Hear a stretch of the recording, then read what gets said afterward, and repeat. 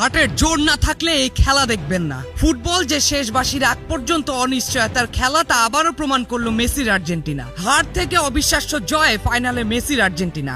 একদিকে ইংল্যান্ডের স্বপ্নের শুরু, অন্যদিকে আর্জেন্টিনার অবিশ্বাস্য প্রত্যাবর্তন। আটলান্টার সে রাত যেন এক রোলার কোস্টার। ম্যাচের 55 মিনিটে এগিয়ে যায় ইংল্যান্ড। ডান দিক থেকে মর্গান রজার্সের দুর্দান্ত ক্রসে বক্সের ভেতর থেকে নিখুঁত ফিনিশিংয়ে বল জালে পাঠান অ্যান্থনি গর্ডন।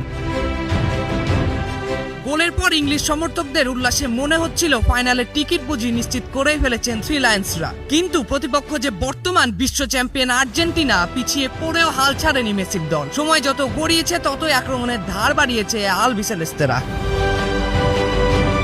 অবশেষে আসে সেই মহেন্দ্রক্ষণ। 85তম মিনিটে এনজো ফার্নান্দেজের দুর্দান্ত দূরপাল্লার শট থেকে অসাধারণ দক্ষতায় কর্নারের বিনিময়ে ঠেকিয়ে দেন ইংল্যান্ড গোলরক্ষক জর্ডান পিকফোর্ড। কিন্তু সেই কর্নার থেকে বদলে যায় পুরো ম্যাচের গল্প। লিওনেল মেসির বুদ্ধিদীপ্ত ছোট কর্নার, নিখুঁত বোঝাপড়া আর এনজোর দ্বিতীয় প্রচেষ্টা, এবার আর পিকফোর্ডের কিছুই করার ছিল না। জালে বল জড়াতেই সমতায় ফিরে আর্জেন্টিনা, আর ইংল্যান্ডের স্বপ্নে নামে চাপ। তবে নাটক তখনও বাকি। সমতা ফেরানোর পর আরো ভয়ঙ্কর হয়ে ওঠে মেসির আর্জেন্টিনা। ম্যাকঅ্যালিস্টারের শট পোস্টে লেগে ফিরে আসে, কিন্তু ভাগ্য যেন তখন আর্জেন্টিনার পক্ষেই ছিল। যোগ করার সময়ের দ্বিতীয় মিনিটে আসে সেই ঐতিহাসিক মুহূর্ত। লিওনেল মেসির নিখুঁত ক্রস আর মার্টিনেজের দুর্দান্ত হেড, বল জালে জড়াতে উল্লাসে ফেটে পড়েন আর্জেন্টাইন শিবির।